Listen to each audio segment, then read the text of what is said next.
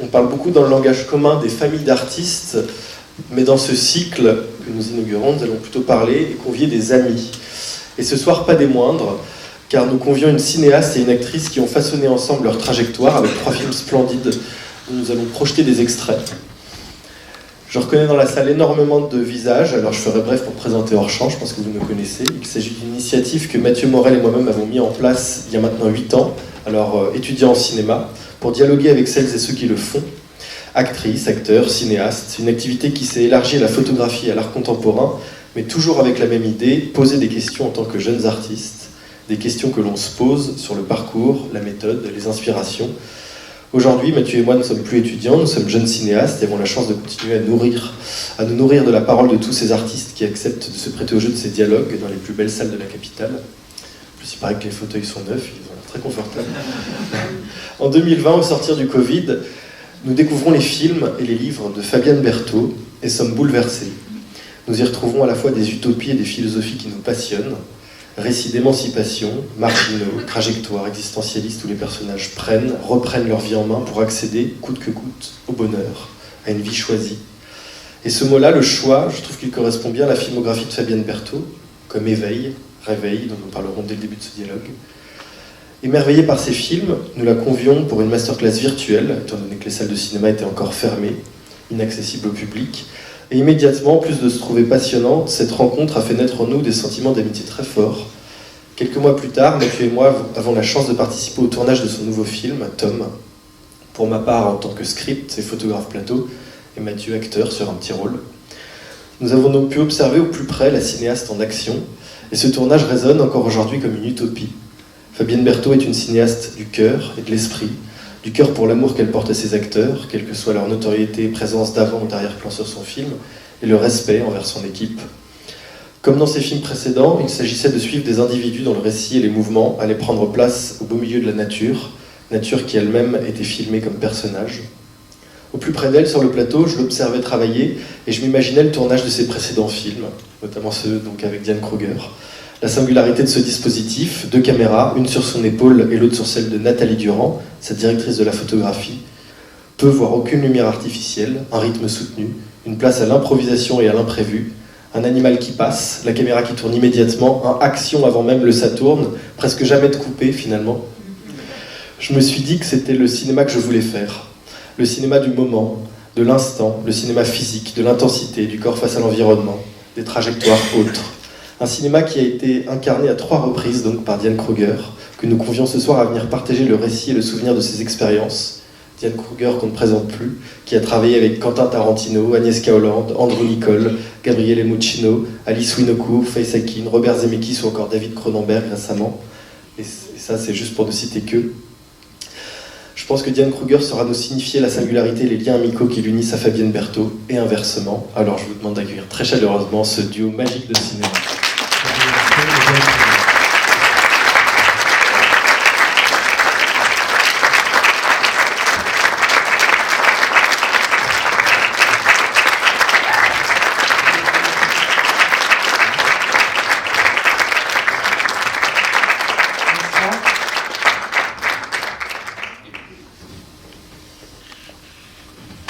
Merci pour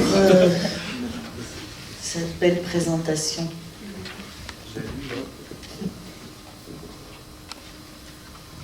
Merci d'être là.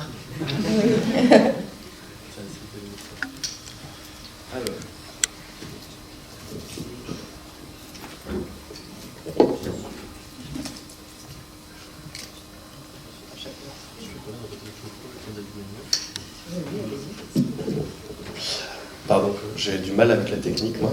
Je vais rendre discours. Alors, lors de notre première rencontre, première de longue série, Fabienne, tu nous avais dit cette jolie phrase que j'ai voulu redire aujourd'hui pour ouvrir cette séance. C'est beau, quelqu'un qui se réveille.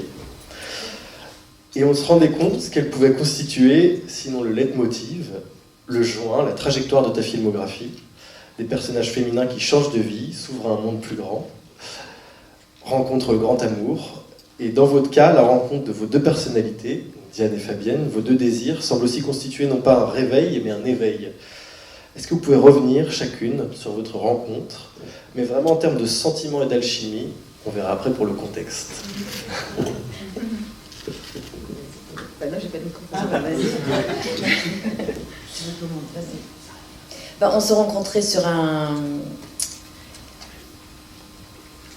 Alors, on s'est rencontrés par son ex-mari, qui était à l'époque... je commence par le début, qui était mon agent de mannequin. Donc, moi, j'avais 16 ans. Fabienne, à l'époque, elle était écrivain. Elle avait publié plusieurs romans. Et puis, la vie a fait que, de temps que moi j'ai fait le mannequinat, Fabienne a voulu être cinéaste. En fait, elle avait écrit son premier film. Et elle cherchait, qui se passait dans le monde de la mode, donc Francky, je ne sais pas si vous l'avez vu, et elle cherchait un deuxième rôle pour son film. Et moi, à cette époque-là, j'avais arrêté le mannequinat et j'étais donc au cours Florent pour essayer d'apprendre ça dans votre belle langue bien difficile pour une Allemande. Et donc, elle m'a convoquée chez elle pour faire des essais. Et voilà, elle m'a fait faire passer les essais qui se sont... Moi, je pensais... pas terrible, d'ailleurs. Moi, je pensais que c'était génial. Si tu m'as dit ça des années plus tard, moi, je trouvais qu'ils étaient bien. Voilà, on peut se tromper. Mais en tout cas, il se passait quand même quelque chose entre nous. C'est que moi, j'ai beaucoup aimé la façon qu'elle était quand même très gentille avec moi et très tendre, parce que pour moi, c'était la première fois que je passais des essais. C'est pas facile, j'étais hyper stressée. J'avais jamais tourné devant une caméra de cinéma. Elle avait sa petite caméra vidéo à la main, donc ça faisait pas non plus hyper professionnel, mais en même temps, on a démarré en même temps, ensemble, en fait, c'est pour ça. Oui, bah oui. Mais bon, pour moi, c'était très impressionnant, donc j'ai beaucoup apprécié à quel point elle était sympathique avec moi. Tout ça pour après, quelques jours après, je reçois un coup de fil de Fabienne qui me dit, alors en fait, voilà, j'ai beaucoup aimé notre rencontre et moi, je me suis rendu compte qu'en fait, c'est toi qui devrais jouer le rôle principal, qui était donc un ex-mannequin qui tombait dans la dépression parce qu'elle était trop vieille pour être mannequin et elle ne travaillait plus. Sauf que je ne sais pas comment faire parce que j'ai déjà une actrice confirmée pour le rôle, qui n'est pas mannequin, mais que je sens pas que ça pourrait coller. Donc je dis, super, ouais, c'est moi, je le fais. Mais bon, c'était évidemment très compliqué parce que les producteurs de l'époque ne voulaient pas de moi, qui n'avait jamais joué. Et elle a fait un truc qui est très très rare dans le cinéma, encore aujourd'hui. Elle a cru en son instinct, elle s'est dit c'est elle ou personne. Donc elle a perdu ses producteurs, elle s'est très fâchée à l'époque avec évidemment cette actrice. On a fait ce film ensemble avec les propres moyens de Fabienne. C'est-à-dire pas grand-chose. Voilà. Mes costumes, oui. Donc mes fringues. Et on a mis 3 ans à finir le film. Entre-temps, moi, par contre, j'ai commencé à tourner professionnellement comme actrice, on peut le dire. Donc on se retrouvait de temps en temps quand je pouvais. On a fini le film et on a mis 3 ans. Mais évidemment, le film, c'est un vrai ovni. C'est ton premier film, une des plus beaux que tu as fait d'ailleurs. Une des plus beaux que moi j'ai fait aussi.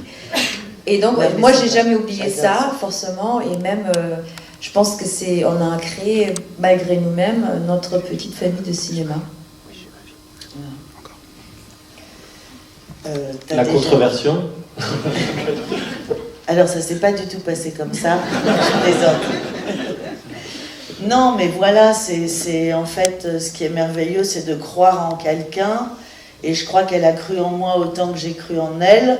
Et que personne ne nous a empêchés de décider de faire ça. Et que finalement, ça nous a porté toutes les deux à faire ce qu'on avait envie de faire.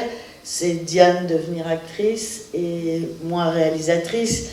Et alors, c'est vrai, c'était difficile. On a tourné que 27 jours sur 3 ans. Donc c'était vraiment très espacé, mais ça nous a permis aussi d'enrichir le film finalement. C'est-à-dire qu'on avait le luxe du temps pour travailler le personnage. Et puis c'était pas si simple parce que c'est un film qui se passait aussi... C'est comme un faux documentaire. Il se passait aussi bien dans l'univers psychiatrique que dans l'univers de la mode. Et ce qui je trouvais, ce dont j'avais envie de parler, c'était d'un lieu où on s'occupe du corps et de l'autre où on s'occupe de la tête. Et Diane faisait le pont entre les deux. Et on a vécu des expériences assez exceptionnelles parce que de toute façon, on tournait dans cette clinique psychiatrique qui s'appelait la clinique de la Chênaie. Et je l'ai quand même emmené faire des stages de cuisine dans un hôpital psychiatrique. On habitait là-bas, on partageait la vie des pensionnaires et il fallait qu'ils nous acceptent. Et c'est vrai que c'était une expérience inoubliable, et je pense, et pour l'une et pour l'autre, qui nous a aussi liés sur d'autres plans que ceux du cinéma. C'est-à-dire que c'est des expériences de vie, en fait. Et je pense que ça transpire dans ce film, qui pour moi c'est vrai, en fait, j'aime ce film parce qu'il raconte tout ça de nous. Et c'était aussi cette naissance aussi bien pour l'une que pour l'autre de nos vies finalement. Je l'ai vu grandir. Et c'est drôle parce que le film, en fait, au début, il s'appelait Frankie Goes to Hollywood. Mais on n'a pas pu le prendre parce que c'était le nom d'un groupe, etc. Et en fait, c'était ça. Parce qu'elle est partie à Hollywood, et moi je me retrouvais avec une actrice d'Hollywood avec ma petite caméra TRV 900, et puis je l'attendais, et on n'avait rien, mais je dois dire qu'elle ne m'a jamais laissé tomber, et elle aurait pu aussi, donc en partant faire Hélène de Troyes, mais en fait j'en ai profité quand même un peu, parce que quand tu es partie faire un film au Canada, tu te souviens, elle avait trouvé le moyen de... Il fallait que je grossisse pour Hélène des Troyes. Il voulait que je prends, je sais plus, je me rappelle plus, 7 ou 8, enfin c'était pas mal de kilos. Et donc du coup, pendant le tournage au Canada, j'ai dû manger beaucoup, parce que les producteurs voulaient que j'étais donc plus en chair pour Hélène des Troyes. Et donc tout le jour, il y a quelqu'un qui passait, je me pesais tout le jour, il fallait compter les calories pour que je mange, et ça rentre évidemment dans le sujet de Frankie, qui est une actrice qui est trop grosse, donc, une mannequin qui est trop grosse. Donc on a pas mal du backstage de moi qui essaye de grossir pour essayer de... Alors que moi j'ai pris tout l'inverse. Voilà. Et puis la production a pu nous payer des billets d'avion et on tournait dans l'hôtel dans lequel tu habitais et tout. En fait, finalement, on trouvait tous les moyens de pouvoir tourner des scènes. Donc on inventait à chaque fois. Et on inventait qu'elle était en voyage alors qu'elle tournait un autre film, mais j'en profitais moi pour raconter l'histoire de ce mannequin qui partait faire des photos au Canada et qui finalement, alors que c'était pas ça du tout, mais ça a été... c'était libre. Et il paraît, Fabienne, tu racontes que tu disais à Diane que si elle voulait arrêter, elle pouvait, parce qu'il se passait plein de choses, donc ces films hollywoodiens, etc. Et jamais, Diane, vous avez pensé à arrêter, vous avez toujours voulu revenir et continuer le film avec Fabienne. Ah oui, c'était impossible. Vous savez, quand quelqu'un la confiance qu'elle m'a fait, c'est la première. Et de laisser tomber tout le confort, enfin, entre guillemets, pour d'avoir un producteur, d'argent pour faire un film, laisser tomber tout ça pour s'engager sur une actrice non confirmée, c'était hors de question, on ne peut pas faire ça. Ça va nous lier pour la vie. Et même à l'époque, les scénarios de Fabienne, c'était pas vraiment des scénarios. Enfin, il y avait l'histoire, il y a des scènes écrites, mais c'est très... Je sais pas comment dire, c'était pas... Il fallait que je m'adapte à la vie, à ce qu'on nous proposait pour faire le personnage. Et en fait, il n'y avait pas d'autre solution. Quand on n'a pas d'argent, il faut trouver des idées. Et donc on passe son temps à chercher l'idée qui va faire avancer ce qu'on a envie de faire. Donc je tournais à l'agence où tu étais, l'agence de mannequins, j'utilisais tout ce que je pouvais. Et surtout les patients de la Chênaie, c'est pas les acteurs, on pouvait pas leur donner un texte pour apprendre. Donc la difficulté c'était Moi, j'étais tout le temps on, donc c'est hyper difficile. Donc c'est 24/24 limite, hein, parce que voilà, on abordait des gens qui étaient là. Moi, j'ai essayé de les lancer sur la piste du scénario, mais bon, on savait pas Sur des thèmes, en fait. des thèmes exactement. Des thèmes. Donc, on avait des choses 3 fois mieux qu'on a pu écrire parce que c'est des gens d'une sensibilité et d'une fantaisie assez extraordinaire. Beaucoup de tristesse, mais aussi beaucoup de joie. On a rencontré des gens assez incroyables. Mais c'était difficile parce que des fois, on revenait donc 3 mois plus tard pour tourner 2-3 jours. Il y avait un qui s'est suicidé, il y avait une qui était dans un état de détresse, donc elle ne pouvait plus reprendre ce que nous avait avant. Donc, c'est des expériences de vie et de la vraie condition humaine qui nous a amenés dans une profondeur de fond du film qu'on n'aura jamais pu écrire mieux, parce que la vraie vie est beaucoup plus intéressante quelque part qu'un film. D'ailleurs, ça va nous... Mais ça, on en parlera un peu plus tard aussi de l'objet scénario. Mais sur Francky, moi, la question que j'ai, parce qu'on n'en avait pas parlé lors de la première masterclass, c'est à quoi ça ressemblait le scénario de Francky, vu qu'effectivement, quand on voit le film et quand vous entend parler, on voit que vous avez pris ce qui se passait d'une manière documentaire. Et je sais que tu nous avais dit que l'objet scénario, en général, sur des films, te posait problème, parce que c'était dans le but de produire le film, et que ça, du coup, laissait pas beaucoup de possibilités de faire appel à la spontanéité de tout ce qui va se passer sur le tournage. Donc sur Francky, c'était quoi cet objet, en fait? Oh, quand même, hein. Il y avait des choses écrites. En fait, je bouge tout le temps les choses, finalement. C'est pas figé. Et comme on ne pouvait pas vraiment tout organiser, j'écrivais, il y avait des... Mais après, pas partout. C'est-à-dire que dans la clinique psychiatrique, effectivement, c'était ouvert. Mais il y avait quand même le trajet du personnage. Donc il fallait quand même que ça rentre dans quelque chose. Après, c'est comment on l'amène et comment on l'agence. Mais... Et puis sinon, il y avait quand même des scènes à l'agence et tout ça, c'était écrit. Parce qu'il fallait faire avancer quand même L'histoire est là. Ouais. Le drame, Oui. puisque c'était quand même un drame. Et alors, question simple, mais qu'est-ce que vous avez appris de ce premier film, si particulier, si singulier? En fait, moi j'ai découvert une vraie cinéaste, c'est-à-dire, en fait, la difficulté pour un acteur, ou tout l'exercice particulier d'un acteur, c'est de s'adapter à la vision d'un metteur en scène. Ils s'en foutent tous. L'un plus que l'autre. Non, mais c'est vrai, parce qu'ils ont des égos, ils ont des personnalités très particulières, c'est des artistes. Il faut rentrer dans leur tête, ils ont une idée tellement précise de ce qu'ils veulent faire. Donc, pour moi, en tout cas, la difficulté, c'est de m'adapter aux demandes, à la vision d'un metteur en scène.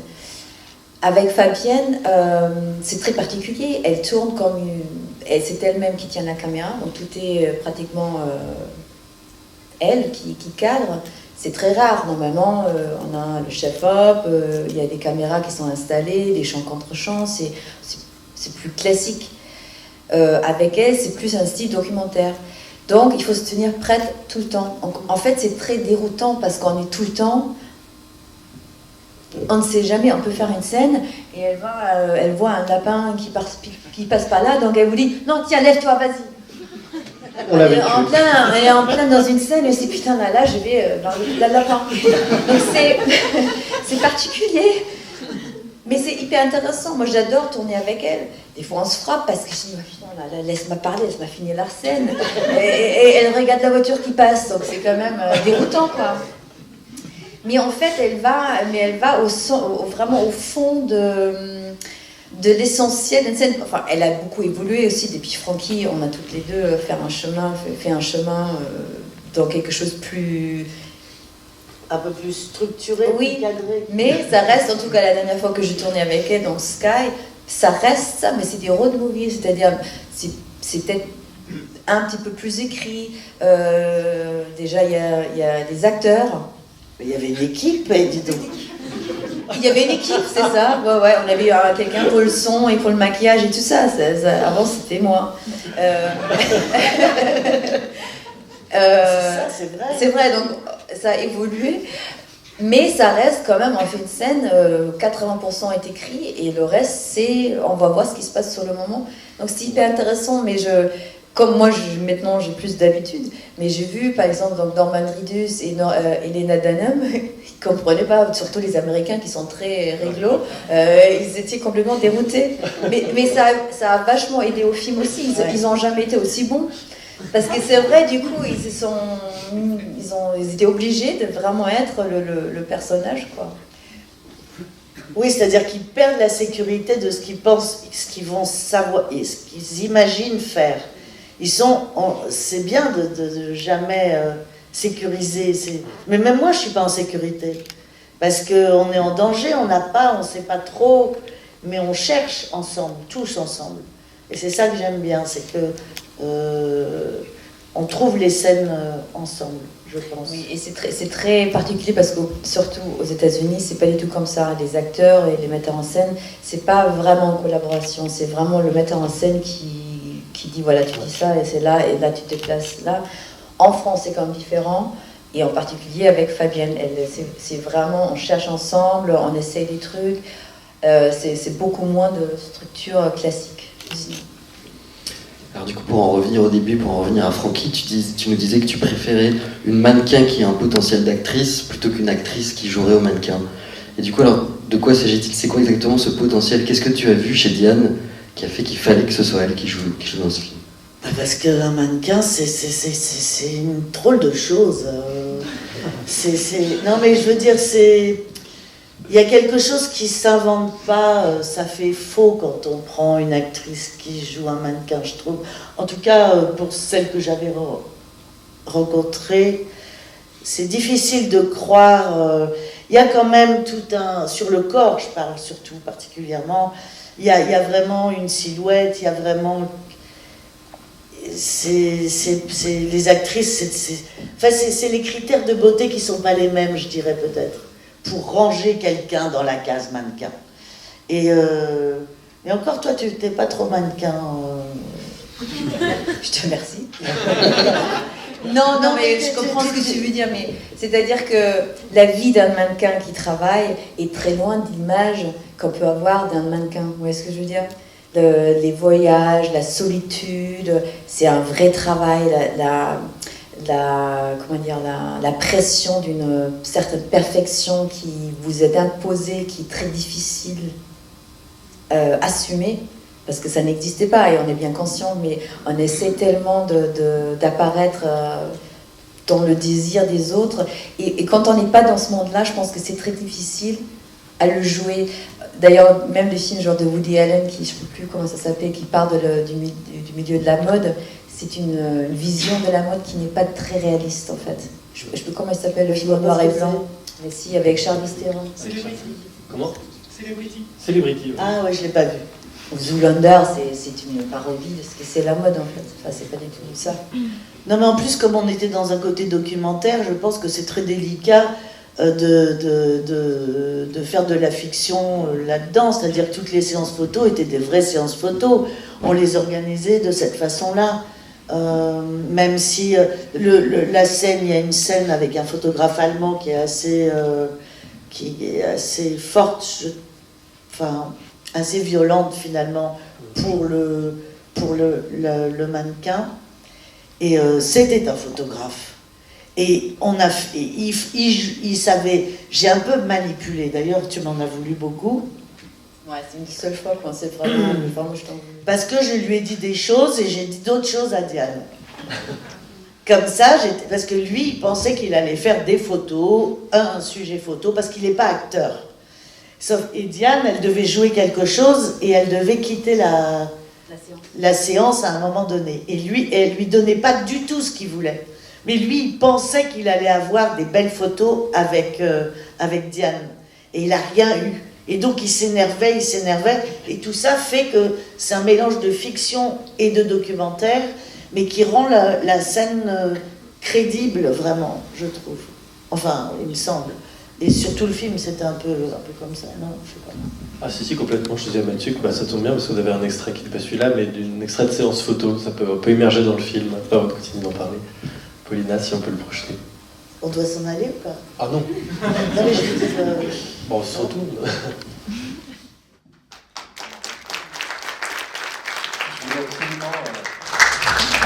loin pour faire le lien à l'hôpital psychiatrique, justement, parce que je trouve ça passionnant. On a parlé tout à l'heure, mais on voulait vous interroger toutes les deux là-dessus, sur ce contact aux patients, qu'on appelle communément les fous, vu de l'extérieur.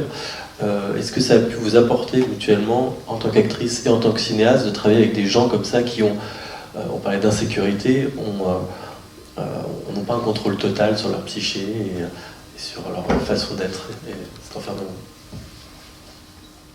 Moi, c'est un des lieux où j'ai trouvé tellement de poésie. En fait, c'est bizarre de dire ça, mais c'est tellement humain, là-bas. Parfois, je me demandais si, quand on rentrait pas chez nous, c'était pas là qu'étaient les fous. Franchement. Alors, moi, et puis ça m'a aussi apporté la différence et la tolérance de la différence, parce que finalement, qui sont les fous des autres, en fait, franchement. Et je pense aussi que ça enlève la peur de devenir excessif, peut-être, ou je sais pas. J'ai aimé beaucoup, et j'ai toujours envie d'y retourner. Et je me suis souvent dit, eh ben, si ça va pas, j'irai vivre là-bas. Franchement, ça me rassure de connaître ce lieu. Comme si ça m'évitait de basculer, parce que finalement, si je suis allée par là, sans doute j'ai peur de cette fragilité-là, probablement.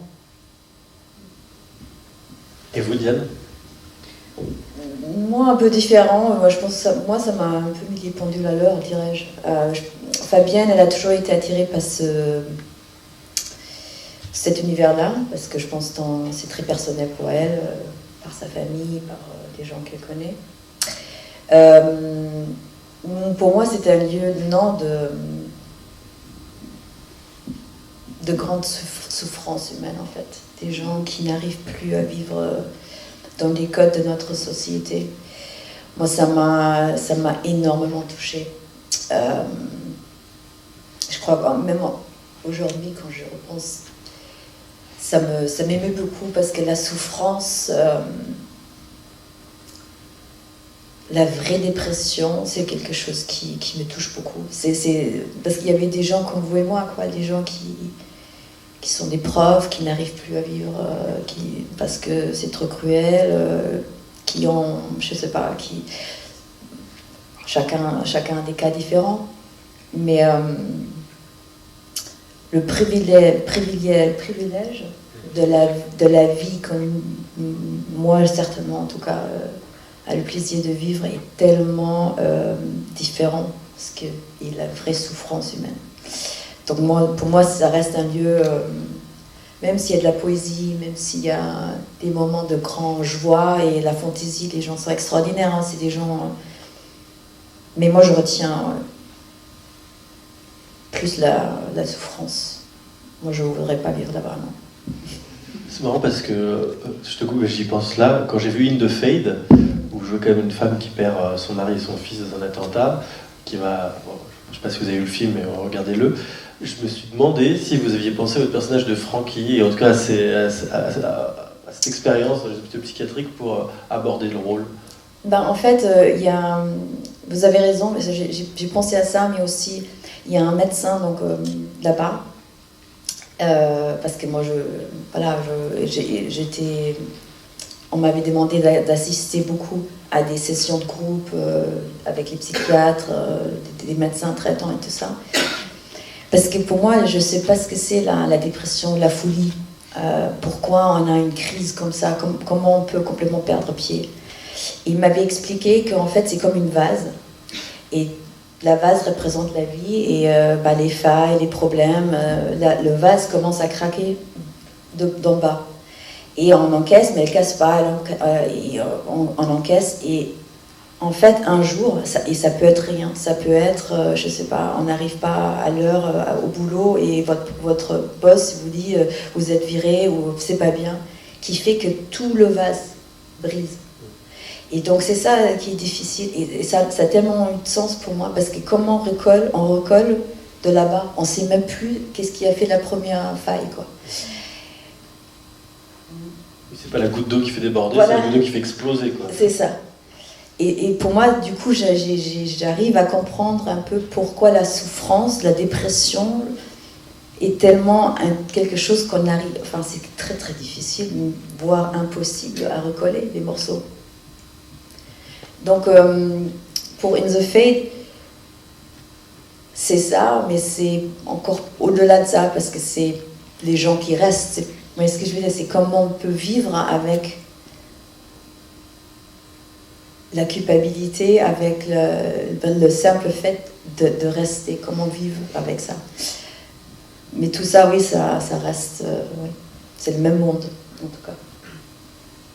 Alors, est-ce qu'à l'issue de Frankie, vous aviez déjà mutuellement envie, ou est-ce que vous saviez déjà que vous alliez travailler ensemble, et comment est-ce que se sont articulées les choses jusqu'au deuxième film, Pieds nus sur les limaces? Pour moi, c'était évident. Non, mais c'est une continuité de toute façon. C'est Frankie amène Pieds nus sur les limaces, qui amène Sky, en fait, je trouve. C'est... De toute façon, Pieds nus sur les limaces, c'est l'adaptation d'un livre que j'avais écrit, et Pendant Frankie, tu écrivais. Voilà.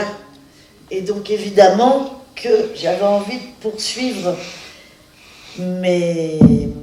Donc, oui, bien sûr, c'était Diane. Bien sûr. De toute façon, il n'y a que quand je ne fais pas des films qui ne viennent pas de ce que je crée moi, que c'est pas Diane, finalement. Non, mais c'est vrai. Oui, c'est vrai. Bon, on se connaît tellement bien maintenant, c'est vrai que, d'ailleurs, à l'avant-première de Pieds nus sur les limaces à Cannes, qui s'est tellement bien passé, je pense qu'on était en train de boire des coups à la mer et on se disait oh, ce serait bien de faire un road movie aux États-Unis, et c'est là où on a fait Sky. C'est tout s'enchaîne. Bon, après, on s'est arrêté un petit peu, mais... Ouais, c'est sympa. Non, mais là, j'espère, oui, entre oui. guillemets, on se prépare pour un quatrième, j'espère. Mais bon, mais entre-temps, elle est devenue une vraie cinéaste qui a des projets sans moi. Bah, tu peux parler, dis donc. T'arrêtes pas d'en faire sans moi. T'es lente en même temps. Hein. Tu écris pas très vite. Voilà, on s'entend très très bien. Et alors, peut-être avant de regarder un extrait de Pieds nus sur les limaces, parler un petit peu de Ludivine Sagné, donc qui est avec vous dans le film. Vous disiez, Diane, que vous n'aviez jamais autant pris de plaisir à jouer avec une autre actrice, à ce moment-là en tout cas vous le disiez, et qu'elle était complètement entrée dans le jeu. Donc quel souvenir vous gardez toutes les deux de ce travail avec Ludivine? Ah, moi j'en garde un super souvenir, c'est ma sœur. Enfin, elle est très très libre, Ludivine. Beaucoup plus que moi, quelque part. Moi, j'ai appris ça d'elle. C'est une actrice qui n'a pas de frontières. Elle est complètement... elle se laisse filmer de tous les angles. Elle est libre. Elle s'abandonne dans le rôle, non? Elle est sans filet, mais il fallait ça pour ce personnage qui est elle-même tellement libre et tellement... Je me souviens, on a fait des essais oui. chez toi, Ouais. avec plusieurs actrices. Et donc, moi, j'étais là parce qu'on devait être sœurs, quoi. Et 2-3 qui passaient, qui étaient bien, hein, mais le moment où Ludivine, elle est rentrée, c'était comme une évidence. Elle est partie, on se prenait dans les bras, on avait trouvé. C'était ta sœur. Elle avait ramené une caisse, non? Je crois que ça Ah non, c'est moi qui avais posé... Ah, c'est toi, oui. En fait, pour les essais, j'avais posé une valise, et puis j'avais mis des choses dedans. Mais bon, et chaque actrice en faisait ce qu'elle voulait. Et elle y est allée à fond dans la valise, quoi. Donc, il y avait des chemises de nuit. Et puis, elle est arrivée avec 2 macarons. Elle s'était coiffée, elle avait mis 2 macarons comme ça. Elle était enrhumée. Elle avait un énorme rhume. Et donc, elle a ouvert la porte comme ça. Je me sens pas bien.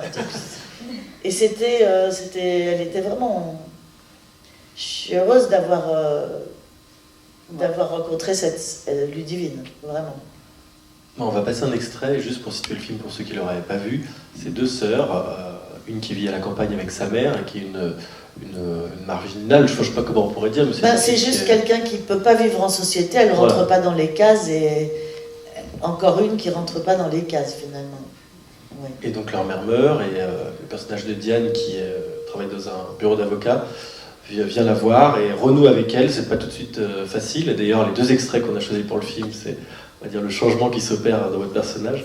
Donc là, on va sur le premier, où c'est un peu conflictuel. Je vais vous mettre là parce que sinon c'est pas possible.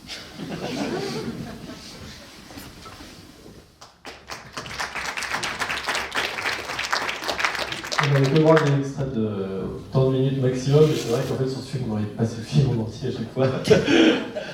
Et ce que je trouve beau dans cette scène, c'est que l'une est la folle de l'autre, en fait, d'une certaine manière, et que l'inversion va se passer après, mais que le point de vue du film, et c'est particulier dessus, c'est qu'on laisse toujours les deux à ce niveau-là, où d'un côté c'est Ludivine qui essaye de sauver sa sœur, et de l'autre aussi c'est Diane qui essaye de sauver Ludivine.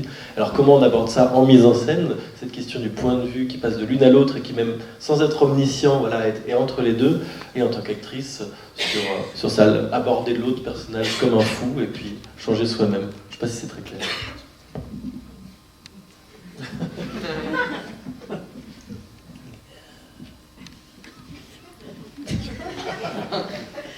Je sais pas, parce que moi, comme je suis pas... En fait, je suis plus organique que intellectuelle, je dirais. Comment tu dirigeais Diane sur ce film? Bah déjà... Comment... Je sais pas... en fait, c'est-à-dire que là, sur ce film-là, c'était vraiment comme mon premier film. Parce que tout d'un coup, toute la structure changeait. Il y avait une équipe. Et là, j'ai rencontré Nathalie Durand, qui ne m'a plus quittée depuis... tous les films que j'ai faits, c'était avec elle, qui est chef opérateur, actrice, chef opératrice, et qui était mon... En fait, on tournait à 2 caméras, là, tout d'un coup. Et donc, moi, ma caméra, c'est mon stylo, et je dirige les acteurs de façon très émotionnelle. C'est-à-dire qu'une scène, je sais ce que je veux qu'elle soit, mais je ne sais pas par quel bout m'y prendre pour y arriver. Mais c'est grâce à ma caméra, quand je suis dans l'œil de ma caméra, que j'ai mon outil de travail qui me permet d'arriver à pousser Diane ou Ludivine là où je veux qu'elles aillent. Donc en fait, je parle en tournant. Je dis vas-y, recommence. Je coupe jamais en fait. Oui, je me souviens. C'est la façon dont je travaille. Donc je suis là et il n'y a pas de clap, il n'y a rien parce que j'aime pas, ça déconcentre, toute l'équipe doit se remettre en place. Et tout ça, on perd du temps. Tandis que là, je pousse, puis je dis, coupez, c'est bon, là. C'est ça, en fait, hein, souvent. Oui, je trouve que beaucoup de choses ont changé avec Nathalie. C'était, enfin, je pense, pour toi, un énorme atout d'avoir trouvé, d'ailleurs, elle est là, c'est ça, oui. Une chef opératrice qui c'est très rare, parce que des chefs-op, normalement, ça peut être très long, hein. On attend les heures, la lumière, il faut poser la caméra là, c'est posé, quoi. Et elle a trouvé, je ne sais pas comment, par où, une femme qui est exactement dans la pensée de Fabienne, en fait, qui bouge avec elle, où Fabienne aussi, elle a confiance, parce que des fois, elle tourne vraiment de l'autre côté de la scène, donc qui bouge. Donc Nathalie, elle est comme Fabienne, elle se déplace, elle va du coup voir un truc, elle va filmer ça. Donc entre les deux, ils s'engueulent tout le temps parce que Fabienne veut que Nathalie veut non mais gentiment, hein, quand je dis engueule, elle veut que Nathalie va là, mais Nathalie du coup elle a vu ça, mais après ils sont ensemble, donc des fois elle nous dirige, elle dit Nathalie à gauche, donc tu es dans mon cadre, vas-y bouge. Donc, non mais c'est vrai, c'est organique comme ça. Mais ce qui a changé, c'est la lumière, donc des fois on peut tourner sans la lumière, parce que normalement Francky tout était tourné dans la lumière naturelle. Avec Nathalie, on arrive, c'est la première fois dans ce film-là qu'on arrivait à pouvoir tourner la nuit, on avait de la lumière, bien sûr. il y avait du son, les choses avançaient dans un truc plus... Bien sûr. Et peut-être du coup en profiter comme Nathalie est ici, tu pourrais peut-être nous raconter comment vous vous êtes rencontrés, parce qu'effectivement c'est pas la première fois, Diane, qu'on t'entend dire que Nathalie était comme tombée du ciel, que c'était le prolongement de Fabienne, et nous on a eu la chance de voir ce travail qui est quand même assez unique. Et alors comment est-ce que ça a commencé ce duo comme ça avec Nathalie Durand? C'est une monteuse qui m'avait parlé de Nathalie Durand, donc j'ai rencontré Nathalie, et puis... Mais elle n'aime pas que je raconte ça, donc je ne sais pas si je vais le dire. Je l'ai dit ou pas? Mais non, mais j'ai adoré parce qu'en fait, Nathalie, c'est une personne d'une telle grandeur et d'une telle générosité et d'une telle humilité. J'arrivais avec un carnet parce que je travaille sur un support photographique. J'ai toujours des moodbooks et tout pour donner des références. Et puis, donc, on se rencontre pour un café. Il ne marche plus. On se rencontre donc pour un café. Et je la vois de loin, là. Puis je me dis, oh là là, j'aime bien. Mais en fait, je rencontre les gens comme ça. C'est très instinctif. C'est première chose, première rencontre. J'aime. Ça me parle ou pas. Et je me suis pas... C'est évident pour moi, je sais pas, il y a une sorte d'évidence, c'est comme quand on s'est rencontrés nous, enfin, tout est toujours comme ça. Et donc déjà, en m'avançant, je me disais que je l'aimais déjà. Et donc elle me parle, puis elle me dit non, mais tu sais, moi je suis pas un grand chef opérateur, je suis pas une grande chef opératrice et tout ça. Je me dis, mais quelqu'un qui dit ça, c'est formidable, c'est-à-dire qu'elle fait tout pour ne pas se vendre. Et j'ai adoré ça. Et donc, évidemment, on a commencé ensemble. Au début, c'était dur de trouver notre façon de fonctionner. J'avoue que, parce qu'elle voulait être sur pied, moi je suis tout le temps en train de bouger, donc elle me dit, et je me souviens très bien de la première scène qu'on a tournée sur Pieds Nus. On a commencé, elle avait son pied, moi j'étais comme ça, j'avais ma caméra à la main, et puis la scène commence, et tout ça, elle a pris son pied, elle l'a jeté, elle n'a plus utilisé de pied, et on avait trouvé notre façon de fonctionner. En fait, c'est en faisant qu'on trouve, je pense. Et quoi qu'il en soit, pour chaque chose, c'est plus quand il faut arrêter de se poser des questions, il faut y aller, quoi. Il faut plonger et il faut trouver à ce moment-là. Et les scènes, c'est pareil. Parce que très souvent, quand on pense à un film, avant de commencer à le tourner, on dit oh, mais comment je vais faire? Mais je ne sais plus faire ça, je ne sais pas faire ci, comment et tout. Mais tout d'un coup, on fait et on trouve. Donc, voilà. Mais c'est vrai, pour voir ça, quand tu m'as engagé en script, tu me dis d'habitude j'ai pas de script, et j'ai tout de suite compris pourquoi, parce que déjà, comme script tu dois noter les séquences et tout, et des moments j'entends couper, et ça tournait, et il y a Nathalie qui est là, toi qui es là, vous savez pas ce que vous tournez mutuellement, et pourtant tu as les deux retours, comme ça tu louches, et c'est magnifique. Et imagine être monteur et deux rachets. Ah bah j'imagine bien, ouais. C'est comme Nadia Tereskevich qui était magnifique dans ton film. Je me souviens de moment où elle fait sa scène « Ne joue pas !» Et c'était magnifique parce que justement c'est ça, c'est épuré, et c'est un naturalisme poétique comme ça, on joue pas, on filme directement ce lumière naturel, et pourtant on est vraiment dans de la fiction, c'est pas filmer le réel, c'est filmer la poésie du réel, et c'est, en tout cas moi j'ai trouvé ça magnifique, j'ai envie de faire des films comme toi.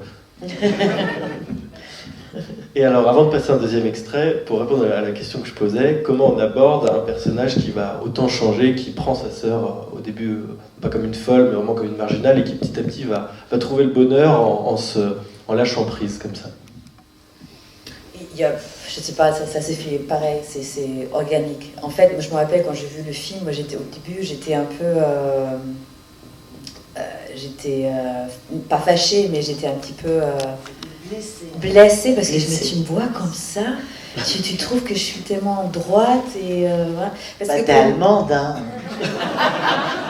Donc oui, tu m'as toujours vu comme ça. Parce qu'elle m'avait vendu le film un peu plus, genre une sœur un peu plus raisonnable et tout ça. Et je la voyais comme ça, qui avait donc son mari, qui a essayé, c'est le complexe de la sœur aînée, quoi, qui a une sœur qui voilà, qui va à droite et à gauche et qu'elle doit faire pour que ça se passe bien à la maison. Donc c'est aussi un poids à porter. Donc quand j'ai vu le film, elle était vraiment raide, quoi.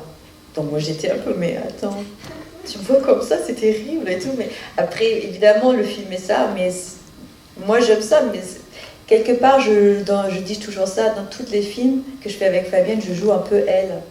Et en mieux. Bon, non, mais je veux dire, parce que les films qu'on fait ensemble, sans rentrer dans les détails, sont très personnels pour Fabienne. Donc il y a toujours, enfin moi je les connais, les histoires. Donc quelque part, quand j'ai vu le film, j'ai vu Fabienne et j'ai vu sa souffrance aussi dans sa famille. Donc c'est très compliqué des fois pour moi, et comme dans Sky, c'est pareil. Donc c'est compliqué des fois pour moi aussi de... En fait, je suis beaucoup plus tendre avec elle dans la vie et quand on fait des films parce que je sais à quel point c'est personnel. Et c'est peut-être ça qui change notre histoire au cinéma parce que je la connais tellement bien, où je sens où est la fiction et où est la réalité. Et pareil, elle me connaît tellement bien qu'elle met dans les films des choses de moi que j'aime le moins, ou des fois des choses que j'ose même pas espérer de moi. Donc c'est très compliqué quelque part, non, pour nous de faire des films, parce que c'est vrai que ça devient... Bah, c'est profond, moi je trouve, c'est ça qui est bien, Par exemple, aujourd'hui, même des films qu'elle écrit, moi je le lis avant, et même quand c'est pas vraiment écrit, mais j'essaie, donc des fois je dis, mais non, mais de toute façon je fais ton film, je sais ce que tu vas raconter, je m'en fous parce que je sais de toute façon comment on tourne. Mais aujourd'hui aussi, j'arrive à la pousser un peu parce que j'ai dit non, ça t'as déjà raconté. Et toi, t'es plus comme ça, donc on peut aller là. Et pareil avec moi, elle sait. Oui. C'est ça. Donc bien sûr. C'est assez unique. Oui, puis il y a des choses, c'est drôle, c'est vrai que moi j'aime bien Diane quand elle est brute. Je veux dire, j'aime pas, je sais pas, on aime ou on n'aime pas certaines directions, mais j'aime bien quand elle tourne avec moi, qu'elle soit sans maquillage, qu'elle soit mise à nu. J'aime ça chez elle. J'aime aller la chercher dans ces endroits-là. Alors, j'aime pas quand elle est sophistiquée, tout ça, je sais pas, ça me plaît pas. Ça ne me parle pas. Donc, à chaque fois, on va chercher là où... C'est un peu mise à nu, quoi, j'aime bien ça. Et d'ailleurs, Diane, vous avez dit une fois à propos de Fabienne qu'elle savait capturer ce qu'il y avait de meilleur en vous. Alors c'est comme ça qu'elle s'y prend, en cherchant ce qu'il y a de plus naturel, de plus brut. Oui, mais elle sait aussi chercher des choses que j'aime le moins en moi. On le voit beaucoup dans le film de Pieds Nus, justement. Mais comme je disais, ça devient compliqué parce que comme on grandit ensemble et on s'accompagne finalement à tous les stades de notre vie, de femme dans la vraie vie, je peux rien lui cacher. Elle sait trop de choses sur moi et vice versa. Donc c'est ça aussi qui fait que les films sont très complexes malgré nous presque. On va regarder un extrait. Voilà.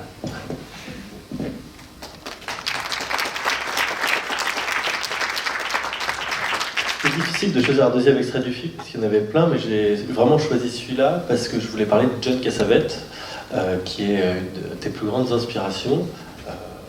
Et je crois même, enfin, dans toutes les fois on a parlé, vraiment, c'est John Cassavetes qui revient. C'est presque une référence unique, et ça me fait beaucoup penser à Une femme sous influence, cet extrait. Et alors voilà, je voulais que tu parles de ça, de ce duo-là, John Cassavetes, Gena Rowland, parce que souvent tu dis Diane, c'est ma Gena Rowland. Je trouve ça magnifique. Et alors, on a parlé de ta rencontre avec Diane, mais est-ce qu'on peut parler de ta rencontre avec Cassavetes?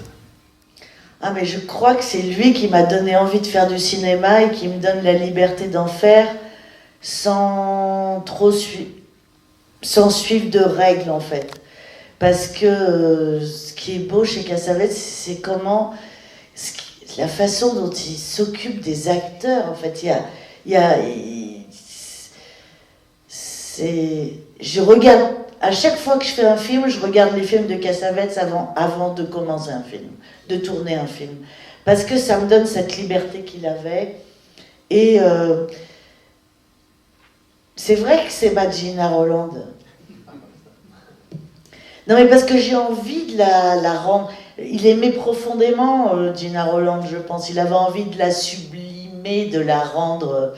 Et moi, j'ai envie de faire ça avec Diane tout le temps. En fait, à chaque fois que je travaille avec elle, et pour le prochain aussi, j'ai envie de l'emmener là où elle n'est pas allée. J'ai envie de trouver, de la révéler encore là où il y a encore des choses qu'elle n'a pas montrées. Même si elle a déjà montré plein de choses et tout le temps, en fait, sans arrêt. Mais en fait, c'est de l'amour, je crois. Je crois qu'on parle que d'amour, finalement. C'est que Cassavetes aimait Gina Roland, moi j'aime Diane. Et donc voilà, ça doit être ça, cette muse qui m'inspire dans chacun de mes films. Pardon, parce que je suis toujours par là et je suis jamais par là. Mais non, mais c'est vrai. Et je crois que c'est que les émotions, que l'amour qui porte et le désir. Alors, c'est tout simplement ça, je crois. Du coup, c'est intéressant que tu parles d'emmener, et particulièrement Diane, dans de nouveaux endroits, puisque ça va nous amener à Sky, justement, où je pense que pour toutes les deux, c'était une nouvelle étape. Est-ce que tu peux revenir déjà? Je pense que la production du film a été un petit peu compliquée, ça a été dur à mettre en place, notamment parce que c'était en anglais et pas en français, pour le faire financer. Et je crois que c'était... Diane, vous l'avez présenté pendant un moment comme un film dont vous aviez besoin à ce moment-là pour montrer encore autre chose que vous pouviez faire. Moi, je dois juste dire quelque chose de très important sur Sky. Il y a une personne qui a été très importante. C'est Pascal Arnold, le scénariste avec qui je travaille, avec qui j'ai écrit Pieds nus sur les limaces, avec qui j'ai écrit Sky et Tom. Et Pascal avait une grande expérience des États-Unis. Et quand nous, on était à Cannes en train de se dire « Allons-y, faisons un road movie aux États-Unis », eh bien, il a fallu quand même découvrir, pour moi en tout cas, une espèce d'authenticité de ce pays. Et je suis partie avec Pascal. On est partis faire un voyage tous les deux où il m'a emmené dans des endroits en Arizona, en Californie, et on prenait des photos et il m'a fait connaître et découvrir. Et c'est comme ça qu'après, on s'est mis au travail pour écrire ce scénario. Mais Pascal habitait là-bas aussi, t'habitais là-bas toi, donc j'avais envie d'aller là-bas. Mais ça s'est fait, en fait à chaque fois il y a des acteurs importants qui amènent l'aventure, je trouve. Et là, quelle était la question, pardon? Sur les difficultés que tu avais rencontrées à mettre en place le projet et sur cette nouvelle étape de notre collaboration ensemble. Oh là là. C'est fou parce que après ces deux films, on se dit même un film américain justement qui s'exporte mieux, Diane Kruger est connue, quand même Norman aussi qui est une superstar. Ça paraît bizarre en fait que c'était difficile à produire. Ah, c'était très... Enfin, je ne peux plus en parler, mais c'était hyper compliqué parce que déjà il y a les unions là-bas qui sont beaucoup plus fortes qu'en France. Ça, les unions, les syndicats. Les syndicats, ouais. C'était une production française, donc les financiers ici ne voulaient pas mettre de l'argent pour un film qui était en anglais, qui se tournait là-bas, parce qu'ils ne contrôlaient pas. Ah oui, on ne trouve pas de financement. Quand on fait un film en langue anglaise en France, on ne trouve pas de financement français. Enfin, le CNC, toutes les aides, toutes ces choses-là, on ne peut pas les avoir. Donc après, oui, on peut avoir Canal+, Orange, mais il n'y a pas beaucoup de possibilités, en fait. Même avec le début qui est en français, quand même, avec Gilles Lelouch. Il faut 50% de langue française. C'est intéressant, voilà. Donc c'est toujours plus compliqué.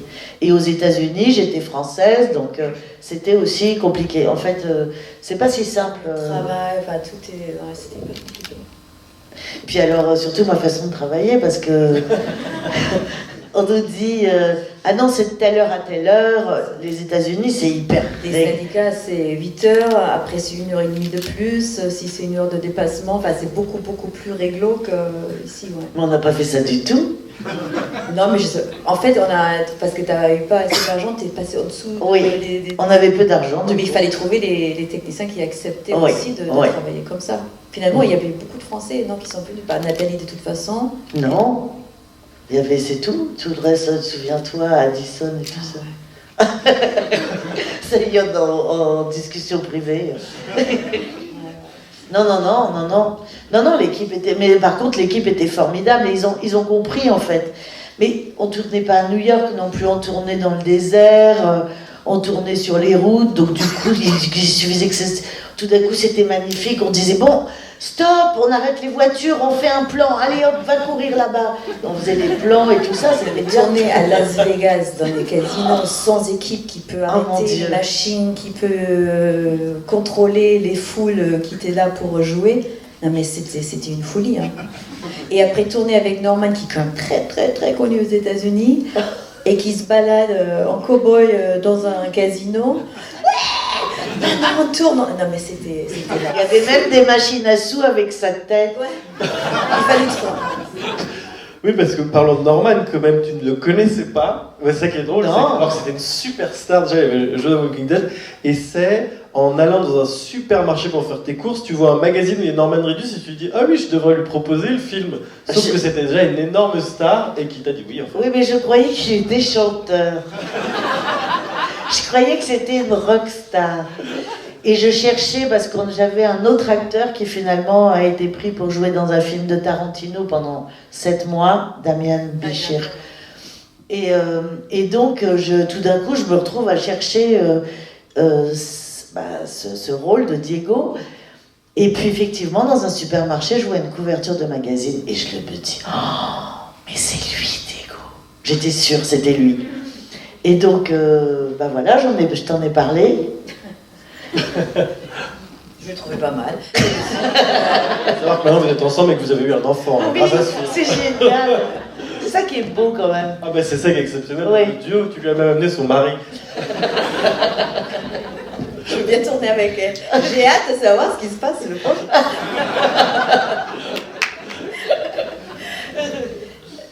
Ouais, non, mais finalement, on a eu de la chance parce que moi, je ne le connaissais pas non plus. J'avais un fiancé à l'époque qui le connaissait. Donc, c'est super comme début d'histoire. Et qui l'a appelé. Ils se sont vus sur FaceTime. Il a dit oui. Ah Et oui, puis, le rendez-vous sur Zoom et FaceTime était, enfin sur ordinateur, il était à New York, j'étais à Los Angeles. Et puis il me dit, qu'est-ce que c'est le rôle? Il n'avait pas lu le scénario. Et je lui dis, oh non, it's only a man in the desert who live with an iguana et il va mourir. Et il me dit, je vais le faire. Je le fais. Ah, c'est vrai. Et je lui dis, mais tu veux pas lire le scénario? Il me dit, non, j'ai pas besoin, je regarde ta tête, ça va. Et je lui ai quand même envoyé le moodbook et tout, et puis c'est tout. Ça s'est fait comme ça. Hein. Je pense que c'était parce que t'étais dans le film, en fait. je crois pas, franchement. Et alors, pour un peu situer le film, pour ceux qui ne l'auraient pas vu, c'est une femme qui est en road trip avec son mec, donc Gilles Lelouch aux États-Unis, qui est quand même un gros connard. Il a le rôle. Oui. Enfin, j'en sais rien, je connais pas Gilles. et je vous propose de regarder l'extrait.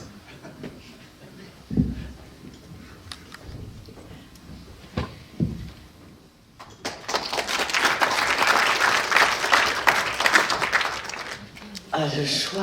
Voilà, et donc Diane va s'en aller en le laissant pour mort. Je peux quand même dire que Gilles va pas trop mal au final. Et donc vous partez, vous déguisez en lapine à Las Vegas pour prendre des photos avec des touristes. Vous rencontrez Norman, qui est un mec qui vient se taper des prostituées à Las Vegas. Mais un très grand amour va naître entre vous deux.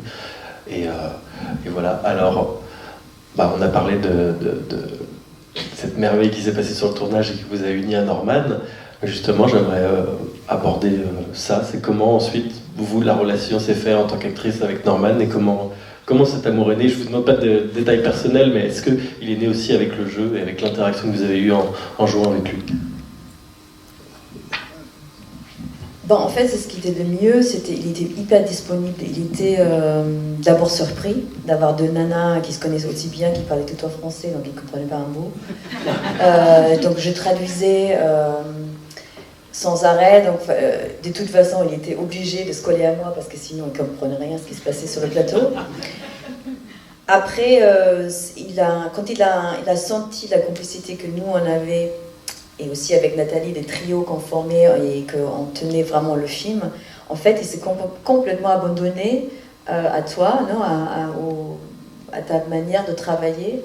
Et je crois que toutes les trois, on a tellement apprécié. C'est rare, il n'avait pas peur des femmes qu'il dirigeait, qu'il l'amenait loin. C'est tellement un univers différent de Walking Dead. Il était là 10 jours, je pense qu'il a kiffé à mort en fait. Il était super. Oui, il était d'une générosité, alors qu'au début, comme les acteurs, certains acteurs, enfin je sais pas, après je les connais pas tous, mais ils sont très rigoureux, il faut pas faire ci, il faut pas faire ça, et en fait, il est devenu un acteur européen, quoi, travailler comme... Non mais c'est vrai, il était libre en fait. Et de toute façon, voilà, je sais pas. Et du coup, le film nous raconte dans un premier temps toute une première partie sur l'amour qui s'éteint, l'amour qui disparaît, puis après la naissance d'une grande histoire d'amour comme ça qui surgit un peu de n'importe où. Est-ce que c'était ça l'idée de ton film, de nous raconter que l'amour peut surgir n'importe où à condition qu'on y soit un peu attentif? Je pense que ce qui compte, c'est d'être capable de partir sans avoir peur de connaître ce qui va nous arriver. C'est de partir à l'aventure de sa vie et de ne pas savoir et de ne pas forcément avoir des plans. Et c'est la meilleure façon qu'il nous arrive de belles choses. En fait, il ne faut pas avoir peur. Et Romy, qui s'appelle Romy, enfin Sky, nommée par les Indiens là-bas, c'est ce qu'elle comprend. C'est que c'était une femme qui était mariée à un homme enfermé, mais finalement j'ai l'impression que je raconte toujours la même chose. Parce que dans Pieds nus sur les limaces, c'est pareil. C'est une fille mariée à un avocat. Là, je me souviens plus ce qu'il faisait comme métier, Gilles, mais bon. Et elle décide de larguer les amarres, en fait. Et je trouve que c'est beau de mener sa vie comme ça. C'est-à-dire, il n'y a pas de sécurité. Mais elle y va. Et qu'est-ce qui lui arrive? La plus belle chose de sa vie. Parce qu'en fait, cette femme-là, les problèmes qu'elle a avec son couple et Gilles et Richard, c'est qu'elle ne peut pas avoir d'enfants. C'est ce qui détruit tout leur couple. C'est ce qui rend agressif. C'est tout ça. Et en fait, elle part. Et le jour où elle rencontre Diego, elle tombe enceinte. Et ça arrive tous les jours, ça.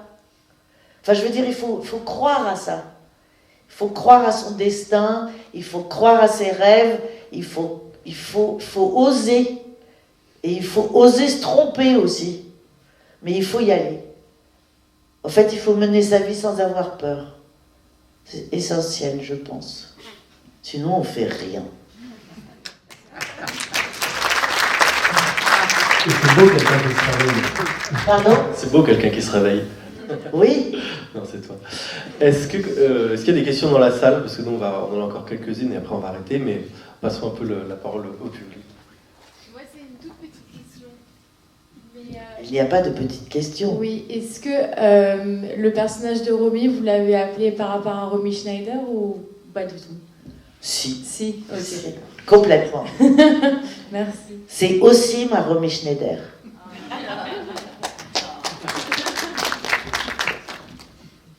Bonsoir, moi j'ai une question pour Diane.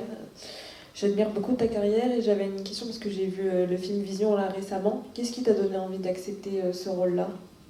Vision. C'est des thèmes qui m'ont parlé sur le papier. Disons, c'est une femme, pareil, qui est beaucoup dans le contrôle, qui a l'impression d'avoir géré sa vie bien, elle a une carrière, elle a mis sa côté de famille, enfin, devenir mère à côté pour devenir pilote de longue distance, avec un mari qui, certes, elle aime, mais qui, voilà, c'est une vie bien rangée, bien organisée, et qui va être déroutée par l'amour, en fait, un vrai amour qui va tout changer. Et c'est toujours ce genre de personnage, ça reprend un peu Sky, enfin, je pense que c'est des femmes qui se laissent la chance de vivre ça. C'est des personnages qui m'attirent.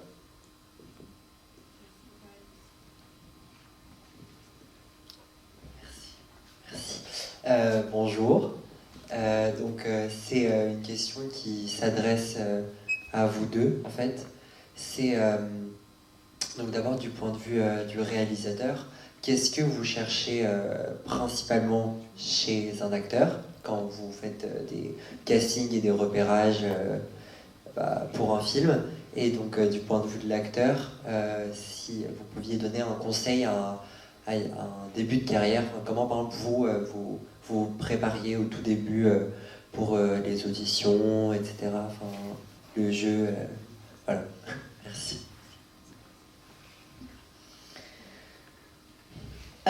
Alors moi je peux être très c'est-à-dire que je peux tout d'un coup écrire quelque chose. Par exemple, dans Sky, il y avait un rôle le personnage de Diane rencontrait une bunny's girl qui l'hébergeait, etc. Et en fait, je la voyais très jeune. Et puis un jour, je rencontre l'assistante de mon assistant.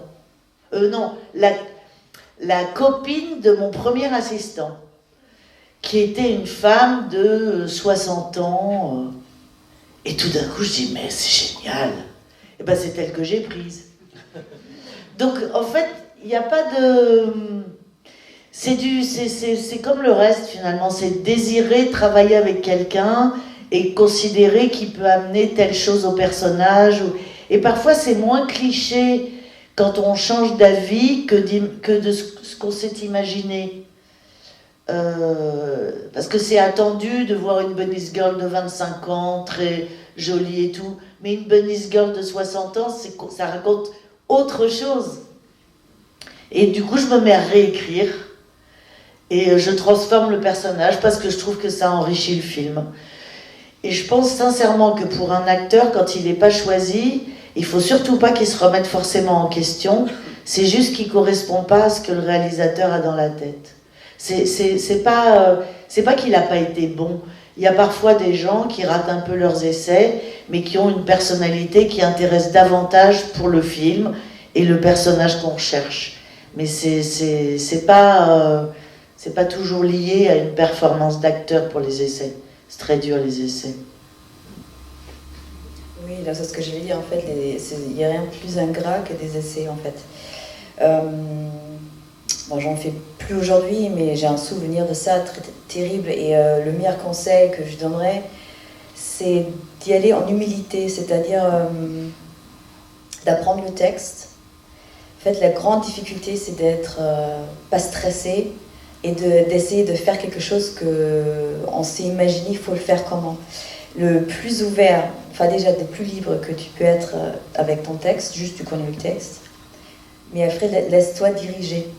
Parce que de toute façon, ça dépend. Des fois, il y a le metteur en scène qui est là, des fois, il n'y a que le casting. Donc, il n'y a que le casting, pas de chance, ça va être, à mon avis, pas génial.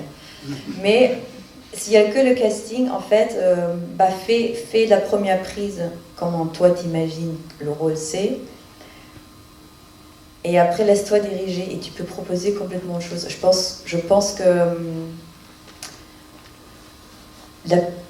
ce qui est le plus difficile, ce que je disais tout à l'heure pour un acteur, c'est pas le jeu, c'est de s'adapter au désir et de se plier à la vision d'un metteur en scène qui, surtout pour les essais, on ne connaît même pas. Donc, c'est très injuste les essais parce que souvent on vous met les scènes qui sont les plus difficiles à jouer. On pleure, c'est des scènes des grands déchirements sans aucun contexte. Des fois, on ne connaît même pas le scénario. Donc, c'est complètement absurde de jouer une scène comme ça. Enfin, moi, en tout cas, je l'ai toujours ressenti comme ça.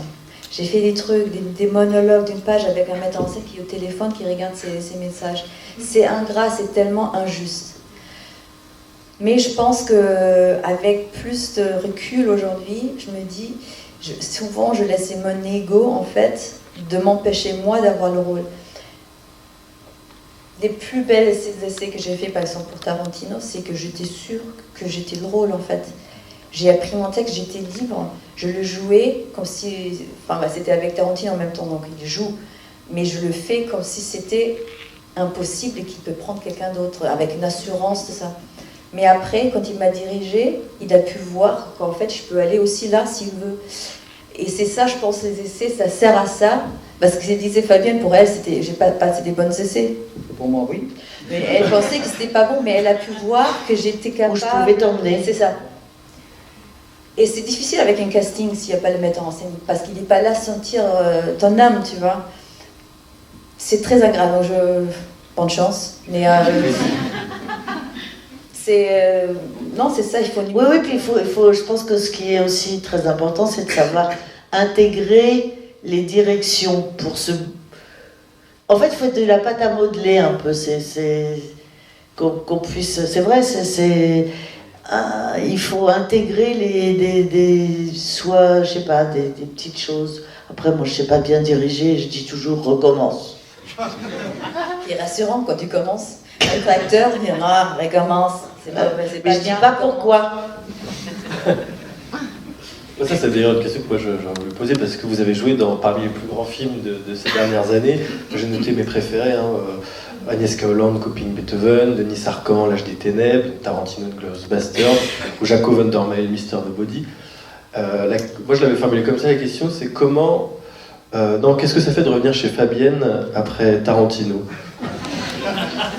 Justement, qu'est-ce que vous aussi vous amenez dans le film de Fabienne que vous avez appris outre-Atlantique avec ces si grands cinéastes? Non, mais la seule chose que j'ai appris, c'est en fait l'expérience. Je sais plus aujourd'hui comment cerner un metteur en scène, et aussi moi de tirer le mieux d'un metteur en scène, parce que ça peut être violent des fois.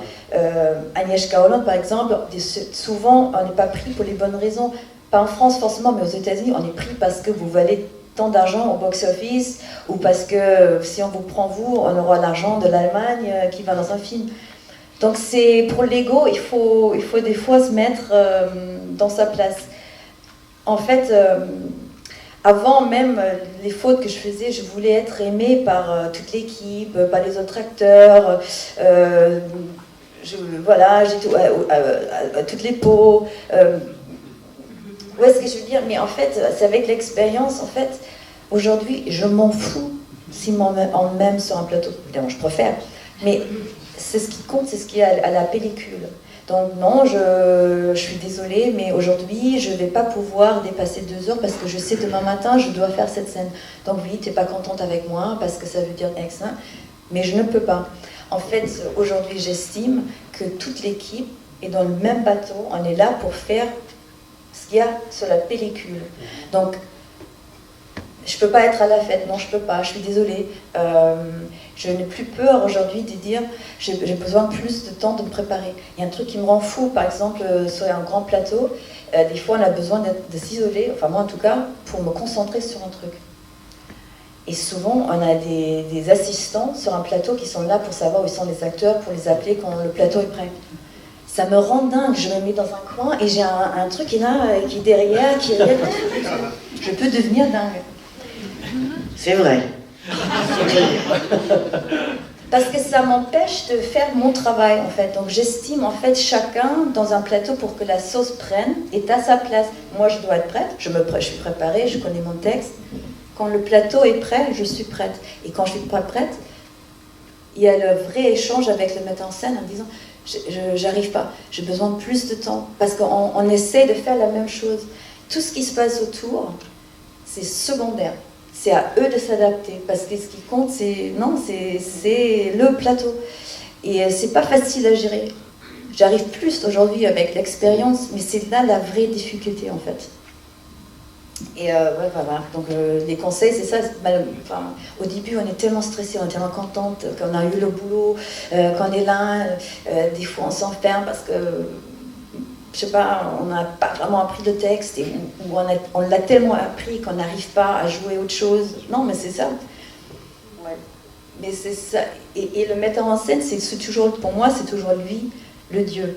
En fait, c'est ce qu'ils disent. Après, on peut avoir un échange, on peut s'échanger, et le plus qu'on se connaisse, le plus l'échange se fait. Mais j'ai eu des metteurs en scène, Agnieszka Holland, elle a tourné 3 scènes sans me filmer moi, parce qu'elle pensait que je jouais. Elle a filmé que Ed Harris, donc imaginez, j'avais l'impression qu'elle me détestait, elle me hurlait dessus. de maquillage, donc j'en avais pas. Mais elle me déstabilisait pour avoir... Comment ça, elle pensait que tu jouais? Ah, tu veux dire... parce que... scène, ouais. Elle m'a... Tu te rappelles pas, je sais pas si... J'arrivais, pendant 3 jours, elle se retournait jamais sur moi. Elle tournait que sur elle. Elle m'a dit non, t'es pas prête. Et je débutais, donc c'est complètement déroutant, quoi. Ou, bon, faut pas trop en parler, mais par exemple, Benoît Jacot, dans les scènes, le matin... Si, au contraire, parlons-en. Non, mais le matin, j'étais dans ma loge, il me disait, voilà, aujourd'hui, tu dois dire, enfin, voilà, le texte, et quand tu dis, et pourquoi, là, ça sera bien si tu pleures. Oui, c'est vrai. Quand t'as pas d'expérience, c'est juste, ça te bloque pour la journée. Comment je vais arriver commencer à pleuvoir sur et pourquoi? Enfin, je veux dire, c'est complètement absurde. Mais avec l'expérience, on y arrive. Toi, tu pleures assez bien, moi, je trouve. Non, mais peut-être depuis le début. Ouais, j'ai jamais eu de problème avec ça, mais c'est quand même assez spécial d'aller voir un acteur avant de dire sur ce mot-là précisément. Ah, précisément, mon Dieu. Tu vois? C'est compliqué, quoi. Et c'est hyper déstabilisant quand tu débutes et tu sais même pas comment tu fais pour pleurer. Je veux dire, c'est différent. Alors avant de passer aux dernières questions, on parle de l'art, mais moi j'ai sélectionné pour le dernier extrait de la soirée, je pense, une de mes scènes préférées de ta filmographie et aussi de la vôtre en fait.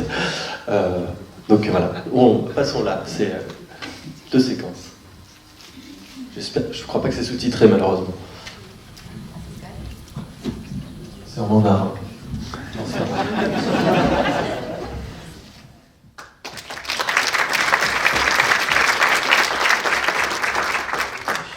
En fait, ces 3 séquences, je trouve très belles parce que c'est un triptyque, c'est un rêve qui peut exister pour le Sky, un rêve qui ne va pas pouvoir exister pour cet homme en train de mourir, et cette femme qui dit que l'important, en fait, c'est que le rêve soit possible. Et je trouve qu'elle raconte aussi très bien tous tes films. Donc il n'y a pas tellement de questions derrière, mais j'ai défini la séquence avec ça. Donc est-ce que vous pouvez peut-être un peu parler de ça ou des dernières questions dans le public? Si vous avez quelque chose à dire. Je sais pas, est-ce que vous avez des questions? J'ai une question. Juste ici. Voilà. C'est par rapport à le départ de Sky pour un monde plus grand, quelque part, parce que c'est comme s'il y a des gouttes de ce qu'il y a dans un monde plus grand déjà. Et notamment, là, on a justement vu cet univers un peu plus spirituel ou plus quelque chose de plus profond, du coup, qui naissent, mais qui n'est pas encore entièrement, comment dire, c'est pas encore le centre dans le même. Bourgeon. Oui, voilà, c'est ça, c'est ce que je sens. C'est le moment que ça commence la graine commence à sortir, et du coup, j'aimerais savoir le changement à ça, et comment dire, cette collaboration avec Claire Barré aussi par rapport à le scénario, tout ça. Après ça, quel est le pont un peu entre ça? Je crois qu'un film amène un autre. Et je crois que on tire un fil. Et j'ai l'impression que c'est ça, parce que ce qui s'est passé là, en l'occurrence, c'est que j'étais au mixage de Sky et que ma productrice, Carole Scotta de chez Houécourt, qui n'était pas à l'époque ma productrice, il distribuait le film, ils viennent le voir et elle me dit, écoute, on vient de prendre, en voyant Sky, me dit, écoute, on vient d'acheter les droits d'un livre qui s'appelle Mon initiation chez les chamans, de Corinne Sambrin, est-ce que ça t'intéresse? Je connaissais ni le chamanisme, ni Corinne Sambrin, ni rien du tout, et je dis, je sais pas, je vais lire. Je lis, et tout d'un coup, je dis, mais c'est dingue cette histoire. Parce que ça emmenait alors encore plus loin, c'est-à-dire dans le monde des esprits, l'irrationnel, tout ça. Et je me suis dit, j'y connais rien, je veux y aller. Et c'est comme ça que c'est parti. Et j'ai dit, oui, je veux le faire. Et à partir de là, j'ai rencontré Corinne Sambrin, et elle m'a initiée à tout ça. Et je suis partie en Mongolie, mais je n'étais pas... Enfin, je veux dire, j'étais pas initiée, j'y connaissais rien à tout ça, moi. Et justement, après, du coup, je suis allée voir des chamans pour demander si j'étais autorisée à faire ça. Parce que dans le doute, hein, si les esprits existent ou pas, il faut bien que je demande. Parce qu'après, on a des problèmes si on ne fait pas bien les choses. Moi, j'en sais rien, ce qu'il y a après la mort. Tout le monde se pose cette question. Donc, c'était une question que je me posais, j'avais besoin de réponses. Et c'est parti comme ça, quoi, en fait. Et donc, l'aventure a commencé. Mais c'est là où je dis qu'il ne faut pas avoir peur et de faire des choses qu'on ne sait pas faire. Parce que c'est ça qui est intéressant, c'est que du coup, ça m'a ouvert un monde ou une autre réalité que j'ignorais complètement. Et j'étais pas faite pour ça. Parce que enfin, j'étais pas faite pour ça. Si, je crois aux fantômes et tout ça, bah si, vraiment, je crois aux fantômes, moi. Mais voilà, c'est grâce à Sky, ça s'appelle Ciel, hein, il n'y a pas de hasard, en fait. Donc finalement, tout va avec. Oui. Chère Fabienne, est-ce que vous pourriez parler un peu de votre expérience de recherche de financement pour vos films? Alors, ça dépend lesquels, mais c'est pas facile, hein, parce que... Mais à chaque fois, je me dis, oh, bah, celui-là, j'ai fini celui-ci, ça va être plus facile pour le prochain. Mais comme c'est jamais la même aventure, il y a toujours d'autres obstacles. Par exemple, pour un monde plus grand, c'était difficile parce que les gens avaient peur, les financiers et tout ça, du ridicule de faire des trans, par exemple. Donc, dans le film, il y a des trans. Donc, on me disait, ah non, mais c'est ridicule, on va pas faire... Je disais, bah non, ça va pas être ridicule. Dans Sky, c'était le problème du financement aux États-Unis, etc. Où je trouve l'argent, je sais pas, il suffit qu'il y ait une personne qui dise oui, après, moi, je lâche rien. Hein. Donc j'y vais, je vais au rendez-vous, j'essaie de convaincre les gens, je fais des moodbooks, je parle avec les producteurs, je vais voir Canal+, je vais voir Orange, il faut rien lâcher. J'ai pas un film qui est resté en fond de tiroir qui attend. Hein. Mais par contre, ça peut prendre du temps. C'est-à-dire qu'il y en a, on peut prendre 7 ans. Attends, c'est pas... Je sais. Non, mais il est temps, là. Tu m'avais parlé de ce type qui t'avait filé une mallette pleine de... Je l'ai perdu. C'est pas vrai. Une dernière question? Yes. Moi, je serais curieux de savoir quel a été un moment pivot dans votre carrière. Pas forcément, temps de rentrer en box-office, etc., mais peut-être une rencontre ou quelque chose qui change intérieurement, on se rend compte de quelque chose. Voilà. Pour vous, quel a été un moment pivot dans votre carrière? Je crois que c'est Francky. Je crois que c'est Francky parce que ça a été le début de tout. Et oui, je pense que c'est ça. Ça a été la porte ouverte au cinéma. Et ça a été ma crédibilité dans ce monde. Je n'en faisais pas partie. J'étais vraiment l'outsider. Enfin, je veux dire, même après, quand on a sorti Francky, j'avais pas fait d'école de cinéma. Je suis complètement autodidacte. Je me suis faite toute seule. J'ai même pas eu mon bac. J'ai rien, en fait. Mais je crois que ce rien a fait toute la différence et sans doute, mon ignorance a fait ma singularité. Parfois, je me dis ça, je me dis, mais alors, parce que c'est vrai, j'étais nulle à l'école, tout ça. Et comme je me faisais même l'écriture, il faut faire des études de lettres et tout, bah non, moi j'ai écrit un livre comme ça, et puis j'ai été édité. C'est fou. Non mais c'est... Et je tiens à le dire parce que ça veut dire que rien n'est impossible en fait. Et que tous ceux qui croient ce qu'ils ont envie de faire, il faut le faire. Et on ne va pas nous dire que c'est pas possible. En fait, je supporte pas ce mot, c'est impossible. Tout est possible. Et c'est ça que je retiens de toutes mes expériences. Et Francky, en mettant 3 ans et tout ça, tout le monde riait. Parce que j'achetais une boîte de DVCAM, à l'époque c'était des DVCAM, et on faisait un peu de Francky et tout ça. Et puis tous mes amis me disaient, mais alors, t'en es où ton film là? Bah, j'ai fait le tour du monde avec Francky. Parce qu'il avait sans doute cette singularité-là. Comme croire en Diane à ce moment-là, qui était rien. Enfin, t'étais juste rien, non?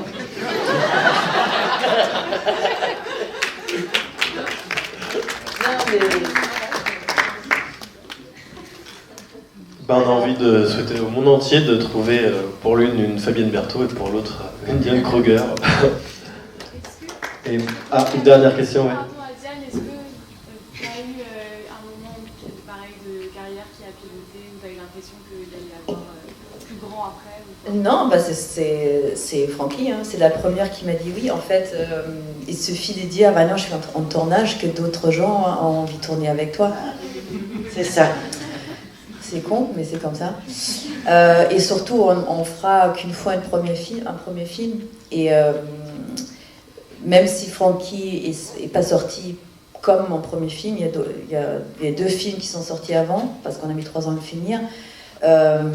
Francky a permis à beaucoup de metteurs en scène à me prendre au sérieux, parce que c'est pas avec Hélène Détroit que j'aurais fait une carrière. C'est vrai, hein. C'est encore aujourd'hui quand je dois envoyer genre un reel, une bande de présentation de tous les films que j'ai fait. Il y a toujours forcément Francky dedans, parce que et beaucoup de metteurs en scène que j'ai rencontrés, ils m'ont dit c'est à cause de ce film j'ai décidé de te prendre. C'est le premier oui. Tous les noms sont importants jusqu'au premier oui. Francky Goes to Hollywood, vraiment, quoi. Bah, merci beaucoup, merci infiniment à vous. Merci beaucoup.